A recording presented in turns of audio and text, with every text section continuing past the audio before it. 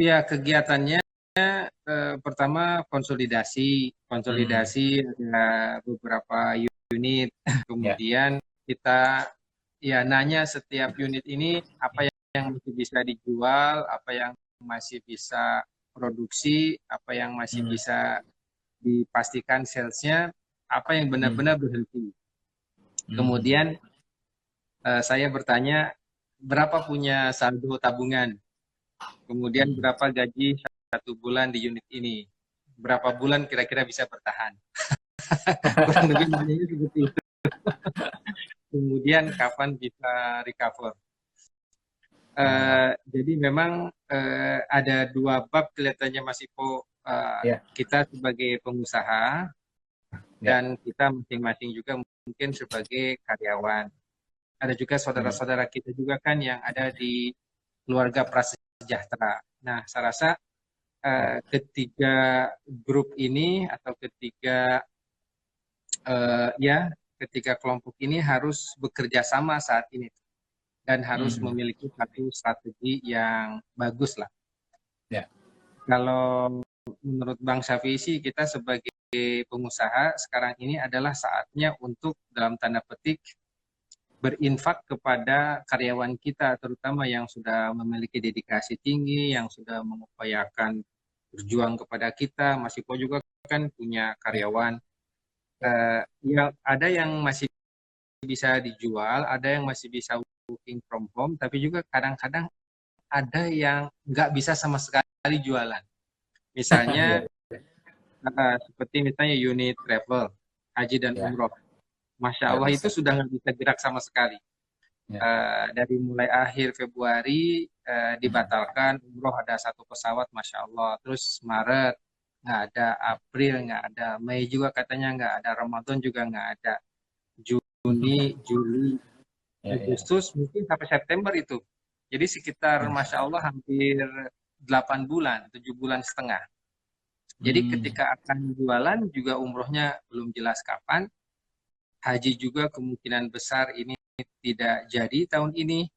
Kemudian tidak ada tur ke Singapura, wala Thailand, wala Cina, wala Korea. Terakhir Pak Syafi melihat Mas itu ke Turki itu juga nggak bisa juga tuh. Jadi unit yang satu ini benar-benar kita harus rumahkan karyawan, tapi kan di rumah karyawan harus makan. Nah, Ya. disinilah mungkin harus kita berbesar hati kepada saudara-saudara kita.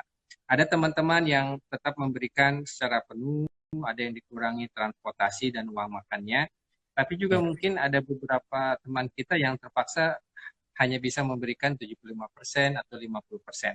Nah, disinilah mungkin kebesaran hati dari pengusaha dan kebesaran hati dari karyawan untuk berbagi lah di situ. Ya. Ya, kalau Mas Ipo gimana tuh langkah dengan karyawan? Alhamdulillah secara bisnis tidak ada yang terlalu terdampak, Bang Syafi'i. Oh, Jadi kayak TK itu kan, TK dan SD kan kita udah terima uangnya di depan, oh gitu. ya, Udah terima uangnya di depan. Cuma memang untuk penerimaan siswa baru ini agak susah. iya Orang iya tua iya. nggak Iya. orang tua nggak kepikir mau daftar dia. Oh nggak kepikiran daftar ya? Nggak, dia udahlah ntar aja lihat ntar deh kata dia. Oh iya betul. Cuma kalau yang Ada suplemen tuh ada alhamdulillah itu nggak ada yang minta uang balik ya? Katanya kan nggak gurunya nggak ngajar gitu. alhamdulillah di kita nggak ada yang kayak gitu. Jadi tetap mau belajar dari rumah, belajar jarak jauh, mereka alhamdulillah tetap mau. Nah, kalau yang bisnis suplemen, alhamdulillah so far so good gitu ya. Karena Suplemen itu memang kan justru, nah nanti yang kita mau bicarakan justru yang itu tuh. ya Jadi nanti bab bab yang kedua itu Mas. peluang Bab usaha, kedua itu ya apa bab bab ikhtiar, bab ikhtiar, mencari ikhtiar di saat ini. Yang pertama kan optimisme dulu ini. siap. Nah, Mm-mm. optimisme ini dulu harus kita bangun. Tadi Bang Syafi sudah mengatakan kita harus mengundang the power of Allah with us. Ya, Harus menarik kekuatan Allah bersama kita agar kita yang lemah, yang lagi bingung, yang lagi susah, yang lagi kere sekarang itu jadi semangat, jadi kuat. Nah, ya, kekuatan itu harus diambil. Oke, cara yang ya. paling mudahnya adalah mentadaburi, menghayati dan mengambil esensi dari Asma al-Husna. Itu yang paling Hmm, mudah gitu. Karena harus. Nah, kita miskin, Allah kaya. Kita nggak sabaran, Allah maha sabar. Kita kurang berterima kasih selama ini, Allah asyakur. Kita Ya, sempit, Allah yang melapangkan. Kita ya, terkunci, Allah yang membuka gitu. Nah, harapannya semangat ini bisa memberikan optimisme kepada kita. Tadi ada sepotong lagi yang belum Bang ya. Safi sharing.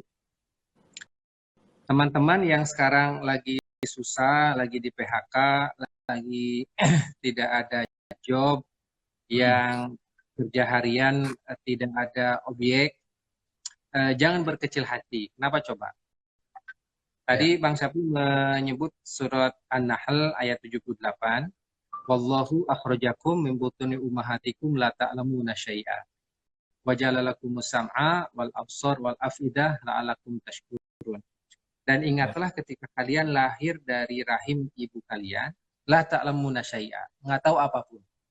Nggak Ya. tahu di rumah sakit mana kita lahir, berapa berat badan kita, siapa Ya. nama ayah kita, nggak tahu nama ibu kita, nggak tahu Ipo Santosa, nggak tahu British Propolis, dan nggak tahu TK Al Khalifah, dan nggak tahu Tazkiyah, nggak tahu, tidak tahu apapun. Jadi jangankan memiliki, tahu pun tidak. Ini biasa uang gratisan gini. Baik, tadi Bang Syafi mengajukan challenge pertanyaan. Kira-kira dalam Ya. pandangan Mas Ipo, apa bisnis yang masih bisa berjalan, apa kegiatan yang masih bisa dilakukan oleh saudara-saudara kita yang sekarang ini kena PHK, yang diputus jobnya, yang tidak ada kegiatan harian. Mungkin kalau yang menjadi pegawai negeri sudah aman kan, cuma disuruh di rumah aja. Yang perusahaannya sudah rada established, alhamdulillah aman. Tinggal bulan-bulan ini atau minggu begini dikurangin aja dari 100% jadi 75%. Tapi ada teman-teman kita memang zero activity dan zero income. Menurut Mas Ipo, kira-kira gimana kita jalan keluarnya? Nanti Bang Safi sharing di akhir. Siap. Jadi bagi teman-teman yang misalnya lagi menghadapi PHK atau keluarganya yang menghadapi PHK, ya, itu mungkin kesempatan untuk memulai usaha. Mungkin pekerjaan di stop, tapi yang namanya rezeki nggak di stop, ya. Jadi ini kesempatan jadi pengusaha. PHK, pengusaha hadapi kenyataan, gitu. Singkatan baru. Nah, Pengusaha jadi misalnya kita hadapi kenyataan. Ada umur, pasti ada rezeki. Jadi saya melihat ada beberapa bisnis yang masih bisa shift, Bang Syafi'i. Masih ya. bisa berubah belok-belok dikit gitu ya. Jadi misalnya kayak restoran. Kalau makan di tempat nggak bisa, tapi yang namanya delivery masih bisa gitu. Ya. Kalau mungkin yang makanan segar nggak bisa, mungkin frozen masih bisa gitu. Ya, jadi kita lihat nih apakah kita maju ke depan atau mundur ke belakang atau ngasih ke samping gitu. Delivery misalnya, atau kita mundur ke belakang frozen misalnya, atau bentuknya kemasan sehingga akhirnya bisa meluas. Kayak kemarin saya ngobrol sama teman-teman yang punya restoran, itu ternyata omset mereka tidak terganggu. Ya, memang mereka punya masalah dari segi penggajian karyawan karena punya pelayan-pelayan gitu ya. Sekarang pelayan-pelayannya tidak bekerja, tapi dari segi omset ya, dari segi demand itu tidak terganggu. Demandnya bagus, otomatis juga omsetnya bagus gitu. Nah ini kalau misalnya teman-teman yang di kuliner gitu kan, kalau yang kesehatan ya sudahlah, saya pikir udah lumayan aman ya, nggak usah kita bahas banget gitu ya. Terus juga kemarin kita cek ternyata hotel-hotel Jakarta yang premium-premium itu kamarnya full ya dengan harga lebih mahal ya, 800.000 per malam yang Kenapa? biasanya 600 gitu ya. Yang biasanya 600, harga-harga diskon dapat 600, sekarang malah 800 gitu dia ininya. Kenapa? Sebabnya apa tuh? Karena untuk karantina, untuk Hah? karantina, untuk Oh, karantina ya. Dan langsung long stay 14 hari. Insya Allah. Kalau hari biasa nginapnya 1 hari 2 hari, sekarang langsung long stay 14 hari gitu loh. Nah, jadi mungkin pihak hotel juga berpikir, wah ini kan harus ekstra treatment gitu ya, ekstra jarak, jadi mungkin ekstra hati-hati, karena itu dia cas agak tinggi sedikit, yang biasa 600 jadi 800, yang 800 jadinya 1 juta gitu. Ada lagi yang dia bisa manfaatkan secara kekuatan sosial ya, kekuatan masyarakat. Jadi misalnya gini ya, ini ada pekerja kesehatan, tenaga kesehatan, mereka perlu makan yang enak, mereka perlu vitamin yang bagus, ayo kita supply. Nah, dia minta donasi ke sini, ya minta donasi ke sini untuk membiayai ini, gitu. Hmm. Nah ini lumayan. Bahkan kemarin tuh ada hotel yang sangat terkenal, hotel yang sangat besar, minta gitu juga ke saya gitu. Waduh, saya juga bingung jawabnya gimana. Jadi dia Oh. cas dengan harga hotel bintang 5-nya gitu ya. Nah, tapi bukan untuk customer dia langsung, tapi untuk tenaga-tenaga kesehatan, untuk memuliakan tenaga kesehatan. Dia cari donaturnya ya, sehingga ini bisa terbiayai semuanya gitu. Ya. Terus juga kayak kemarin ini mohon maaf ya, ada satu bisnis, satu pabrik yang biasanya bikin pakaian dalam ya. Selama ini kita lihat dia produksi pakaian dalam. Nah, saya lihat kemarin dia bikin masker gitu kan. Jadi tetap produksi gitu ya, apa yang dibutuhkan oleh orang saat ini akhirnya tetap jalan. Saya ingat banget Kotler, beliau bilang ya, jadi ada namanya itu worm eye view ya, cara pandang cacing, ada lagi bird eye view ya, cara pandang burung gitu ya, ada lagi peripheral view ya.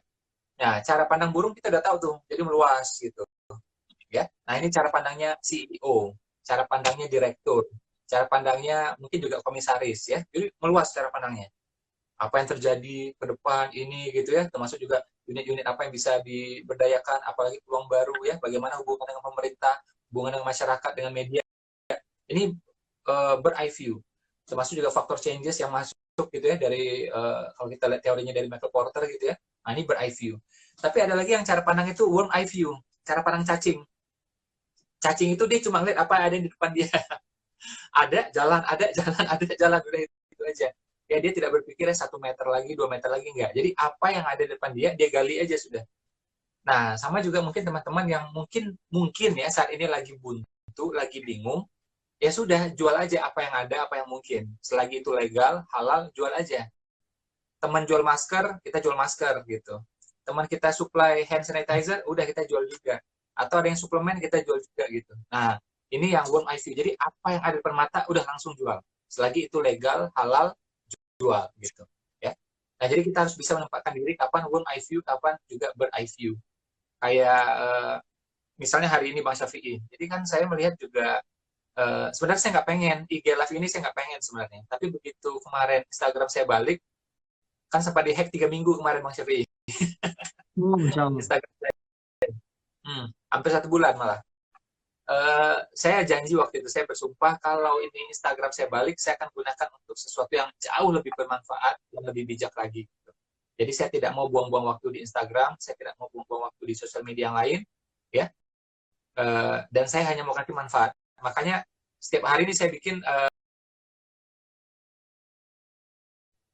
tidak berpikir follower baru gitu ya, tapi bagaimana manfaat itu optimal gitu. Ya, makanya alhamdulillah Bang Syafi'i berkenan ya hari ini. Nah, jadi jadi cara pikir saya adalah worm eye view. Jadi apa yang mungkin saat ini Instagram live, oke, itu live. Atau apa Zoom, oke, Zoom gitu. Jadi langsung aja. Jadi tidak berpikir yang something yang muluk-muluk lagi, enggak. Karena orang sekarang lebih banyak pegang gadget, lebih mungkin diakses lewat Zoom. Udah saya lakukan ya, bermanfaat lewat situ.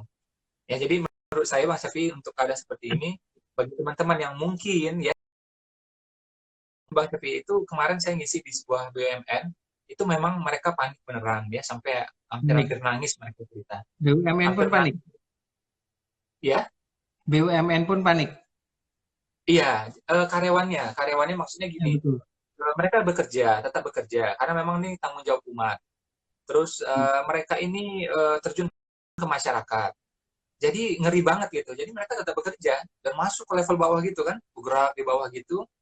Jadi mereka bingung dan kalau pulang pun mereka khawatir gitu. Habis turun ke masyarakat gitu ya, berhari-hari kayak gitu, pulang ke keluarga, aku ini aman nggak gitu. Jadi kebuntuan ini terjadi di berbagai macam kalangan. Karyawan iya, pengusaha juga iya. Ya, saya pun mungkin motivator ya, makanya setelah pertama IG saya di-hack, saya janji kasih manfaat lebih lagi. Terus saya berpikir apa manfaat yang paling cepat, ya sudah pakai Instagram Live, pakai Zoom gitu. Everyday saya bikin seperti itu. Biar biar benar-benar bermanfaat. Itu Bang Sabi. Baik, ini luar biasa, ikhwah yang dirahmati Allah Subhanahu Wa Taala. Tadi ada warm view dan bird view, cara pandang yang kita hanya di dalam tanah saja atau kita di udara. Menambahkan tadi dari Mas Ipo, memang ketika kita membuka cakrawala itu sesuatu yang tadinya tidak terlihat, insya Allah akan menjadi terlihat. Itulah mungkin perlunya bird view, cara pandang seekor burung. Nah, sesungguhnya dalam hal ini ada satu hadis yang sangat luar biasa tuh Mas Ipo. Hadis ini dari Rasulullah SAW yang bunyinya kurang lebih demikian. Lau tawakkaluna 'alallahi haqqa tawakkulihi la razaqakum kama yurzaqut thair tagdu himasan wa taruhu bitonan. Jikalau engkau bertawakal kepada Allah dengan sebenar-benarnya tawakal, engkau akan diberi rezeki seperti Allah memberi rezeki kepada burung. Pergi dengan perut yang kosong dan pulang dengan perut yang buncit. Nah, di dalam ensiklopedi Bank Syafi'i yang jilid kedua itu, Pak Ipo, itu ada penjelasan tentang hadis ini. Nah, di situ nanti dibuka, kalau tidak salah di entry 2 atau 3, ada gambar burungnya. Nah, itu ada satu hadis tadi, hadis sahih, yang mengatakan jikalau Anda bertawakal kepada Allah dengan sebenar-benarnya tawakal, itu di halaman berapa tuh? Di halaman berapa? 36. Jilid 2 halaman 36. Jadi di situ Bang Syafi'i memberikan satu syarah terhadap hadis ini. Pertama, memperbaiki pengertian tawakal. Oke, tawakal itu bukan berarti kita pasrah diri dan diam, tetapi tawakal itu adalah tafwidul amri ilallah ba'da juhdin wa kifahin wa ikhtiyarin. Kita berserah diri kepada Allah Subhanahu wa taala setelah didahulukan oleh baginda Rasulullah SAW, seperti seorang sahabat yang datang ke masjid kemudian membiarkan untanya di luar, kemudian dia mengatakan tawakal tu Allah. Kata Rasul, irja aqilhu summa tawakal Allah. Kamu balik lagi tuh ke unta kamu, ikatkan dulu di pagar masjid, kemudian kamu bertawakal kepada Allah. Nah, kita kadang-kadang lupa untuk ngikatnya, ngikat untanya kita lupa, dan kita lupa untuk berjuang, bekerja keras dan berikhtiar, tapi kita langsung ke depan. Nah, ketika langsung ke depan itu kadang-kadang karena kurang pas, jadi kita tidak di posisi tawakal yang benar. Bagaimana karakteristik dari burung? Nah, saya ini mau ngebahas bagaimana burung itu. Pertama, burung itu ternyata tidak ada yang bangun jam 8, jam 9. Burung itu bangunnya pagi semua. Jadi Allah kan suruh melihat kita melalui lisan Rasulullah SAW untuk mengamati burung. Burung itu nggak ada yang jam 8, jam 9 masih tidur. Pasti bangun pagi. Itu pertama. Yang kedua, burung itu dia akan berdiri. Dia akan berdiri dan untuk bisa terbang dia berdiri. Oke. Nah, jadi kita harus siap-siap berarti tuh. Harus mandi, harus pakai pakaian rapi, charge handphone, bawa kunci, jangan lupa itol. Nah, kalau hari-hari biasa itu kita berdiri tuh. Nah, kemudian yang luar biasa itu burung melakukan proses terbang. Ketiga ya. Burung itu melakukan proses terbang. Nah, di sini yang paling dahsyat. Artinya kita harus bisa melawan gravitasi bumi. Kita bisa melawan kemalasan kita gitu. Coba lihat burung itu berapa, katakanlah burung itu seperempat kilo. Ada yang besar burung itu setengah kilo. Bahkan yang besar itu bisa sekilo, bisa 2 kilo. Semakin besar burungnya, semakin besar gravitasi yang dia lawan, ya kan? Semakin besar burung, semakin besar gravitasi yang dia lawan. Nah, kalau burung puyuh atau burung merpati atau burung camar mungkin katakanlah dia beratnya setengah kilo. Jadi dia bagaimana kemalasan, melawan kenyamanan, melawan ketenangan, melawan kehangatan di rumah, dan melawan ya ini susah, itu susah, saya belum tahu, ini belum tahu, mau digital susah, mau jadi reseller susah, mau dropshipping susah, mau belajar jadi copywriter susah, digital marketing susah. Nah, itu harus kita lawan itu. Jadi kalau Ya, ya, burung itu dia lawan itu, lawan itu. Nah, kemudian burung melakukan terbang. Nah, ya. ketika dia melakukan terbang, burung itu tidak ngitung-ngitung, ya Allah saya terbang. Jangan-jangan nggak ada Hmm. rezekinya gitu. Jangan-jangan nggak ada semutnya, jangan-jangan nggak ada cacingnya. Kata Allah, kamu terbang aja. Nanti aku siapin itu cacingnya, aku siapin itu semutnya, aku siapin itu makanan kamu. Yang penting kamu go, fly. Ya, Jadi kalau kita berikhtiar, kalau saya nanti mau jadi konten kreatif, mau jadi copywriter, mau jadi consumer service, mau jadi digital designer, ini siapa nanti klien saya? Nah, kata Allah, ya hmm. udah kamu buat aja, kemudian kamu publish. Kamu buka Hmm. aja apa lapak di eh, apa namanya di marketplace, kamu taruh aja di situ, tapi ikhtiarlah untuk taruh lapak atau marketplace yang bagus supaya orang melihat kita. Nah, yang berikutnya burung terbang. Dan ketika burung itu terbang, burung itu memiliki tingkat tawakal yang sangat luar biasa. Dia terbang aja, nah tapi burung itu memakai sedikit insting tuh. Apa instingnya? Dia Ya. nggak pergi ke gurun pasir. Kalau ada gurun, ada yang hijau, dia pergi ke yang hijau. Oh, mikir. Oke. Jadi kalau ada yang terbang, ada yang gurun, ada yang hijau, dia pergi ke yang hijau. Nah, artinya kita juga sebagai orang yang dikasih akal, dikasih pengetahuan sama Allah, kira-kira kita itu kemana melemparkan sasaran kita dalam marketing ini. Jangan Ya. gebiah uyah, ngelempar gitu aja, tapi kita mikir di kita. Nah, kemudian yang indahnya, burung kalau dapat makanan, dia ambil tuh makanan. Dia ambil Hmm. makanan, nah tetapi burung itu tidak serakah. Setiap burung Hmm. yang baik, dia akan makan dan dia bawa pulang. Oh, buat Dia keluarga. berbagi. Ini satu wisdom yang sangat luar biasa. Dia makan di tempatnya kenyang, tapi dia ingat di rumah ada anaknya, ada istrinya. Mungkin ini burung tuh istrinya juga pergi ya, ada anak-anaknya. Jadi burung itu punya semangat tawakal tinggi, punya semangat juang yang tinggi, punya semangat thinking objectively, searching the market. Nah, setelah itu dia makan dan dia bawa pulang. Jadi ada semangat berbagi. Masya Allah. Hmm. Jadi kenapa hadis Rasulullah SAW itu kita suruh merenung sejenak? Ternyata di dalamnya jika Bang Syafi irah itu ada kurang lebih sekitar 7 hingga 8 wisdom yang bisa kita ambil dari bagaimana proses burung terbang sampai cari rezeki, sampai makan, sampai pulang. Dan Ya. burung itu ternyata canggihnya dari kita, burung itu adalah yang concern dengan rumah. Jadi dia nggak nyewa tuh. Oh, Sekecil apapun burung itu pasti buat rumah sendiri.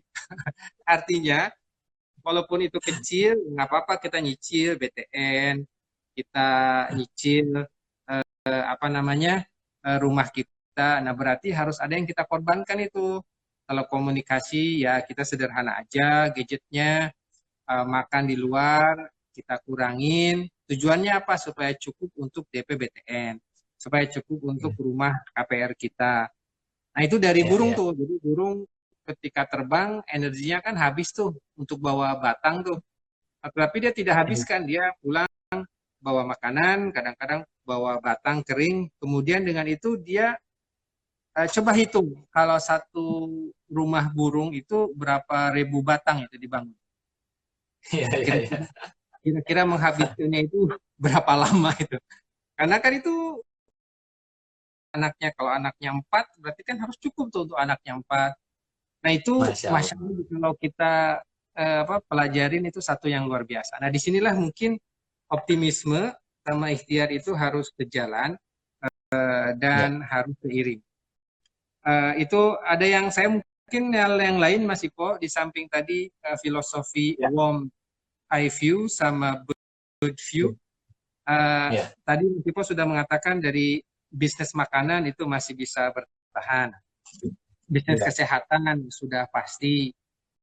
Nah, ya. ternyata ada juga yang terkait dengan energi, itu masih dibutuhkan banyak.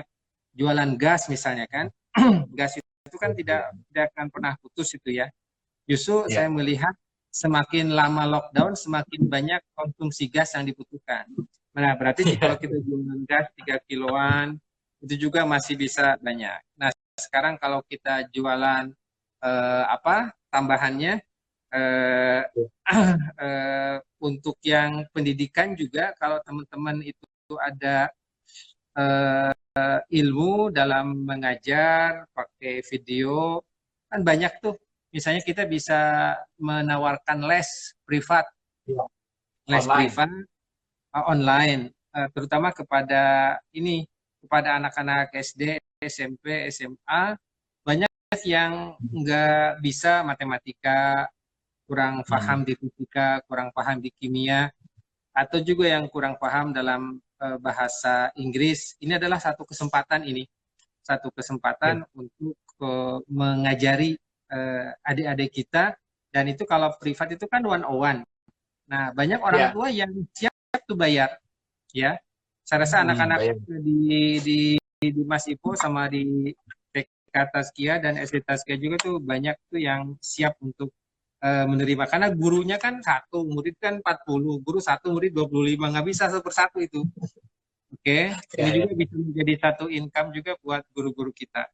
Sama ternyata kan Ya. banyak di antara saudara-saudara kita, para asatiz, guru-guru kita yang sangat kita hormati, dengan adanya lockdown ini tidak bisa masih khutbah Jumat, tidak bisa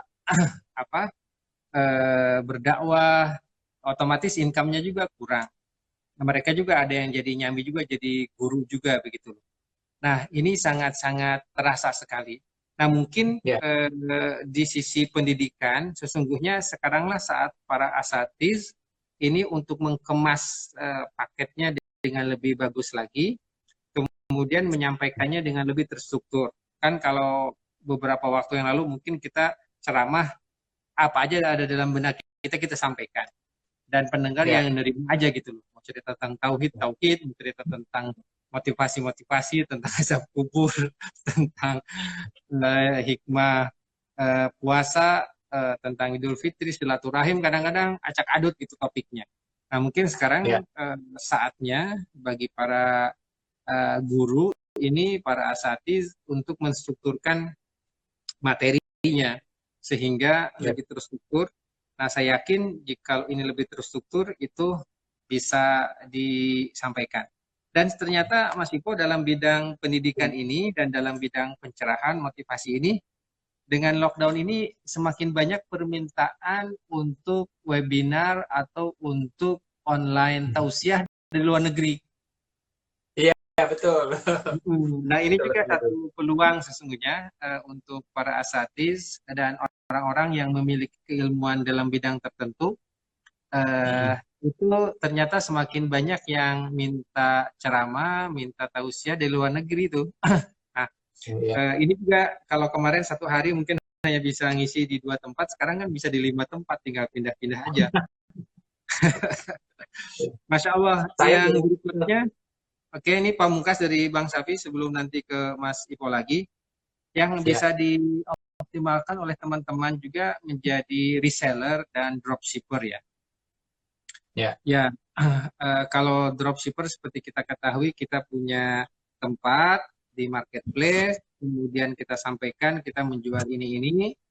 Nah, nanti Mm. ada yang beli, kita nggak punya uang, nggak punya barang, tapi saat itu karena ada order, kita minta dari supplier, kemudian supaya langsung ngirim kepada pemesan. Itulah Ya. dropshipper. Jadi ini tanpa modal di awal, tanpa stok di awal, dan tanpa beli di awal, tetapi ketika begitu datang order, kita beli dan kita suruh untuk deliver. Jadi ini membutuhkan uang yang sangat sedikit.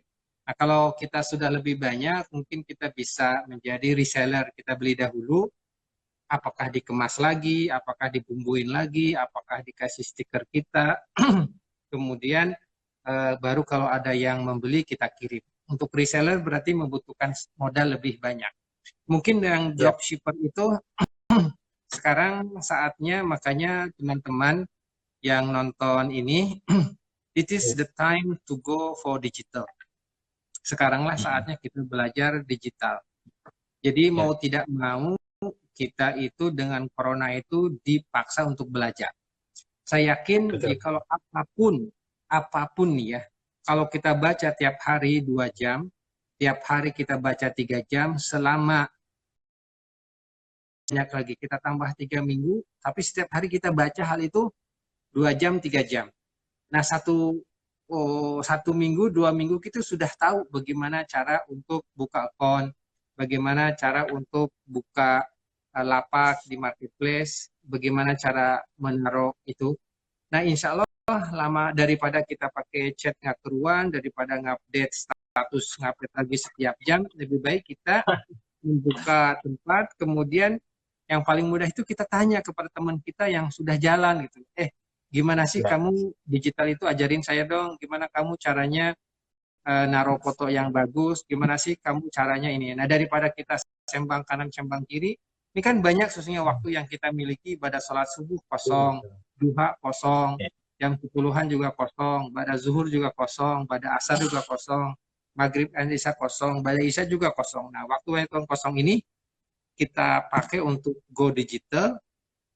Ada digital marketing, ada advertising, ada konten kreatif, ada web design, ada web manager, ada customer service, ada copywriting.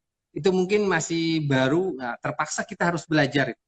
Dan insya Allah jika kita alokasikan waktu 2 jam, 3 jam satu hari, siapapun ya, insya Allah pasti bisa. Jadi ini the time to learn. Nanti ada yang lebih susah, kalau jadi writer kayak Mas Ivo itu pasti lebih susah, tapi pasti juga itu ada satu kesempatan. Jadi YouTuber juga mungkin itu ilmunya satu tingkat lagi. Tapi kalau untuk kita belajar digital marketing sama untuk belajar reseller sama dropshipper itu yang paling mudah. Mungkin tadi difokuskan di makanan, difokuskan di energi, difokuskan di produk-produk kesehatan, dan difokuskan di produk-produk yang berkaitan dengan pendidikan.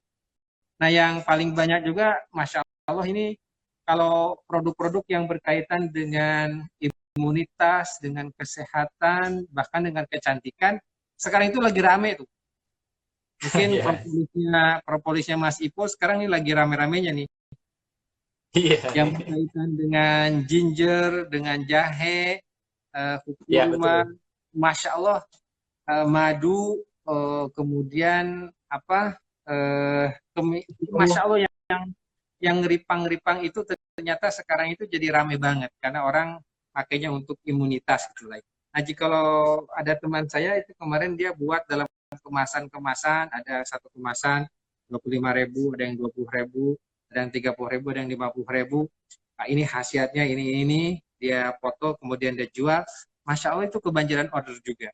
Nah, ternyata itu yang kecil-kecil kayak gitu di saat corona ini adalah banyak yang dicari orang. Iya, gitu Mas Ipo.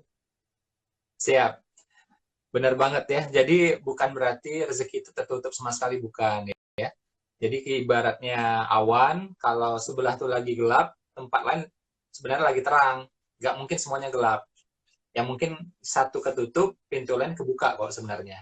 Ya. Jadi keadaan mungkin lockdown, tapi rezeki dari Allah tidak mungkin lockdown. Ya. Insya Allah selalu terbuka gitu ya.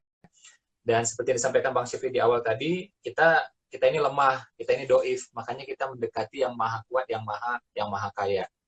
Nah, saya menganjurkan buat teman-teman yang misalnya punya bisnis gitu ya, agar bahasa Inggrisnya itu eco ya. Nah, resepnya juga sama, eco ya, eco dalam bahasa Inggris, ECHO, agar bisnis kita bisa bergema ya di masa-masa seperti ini.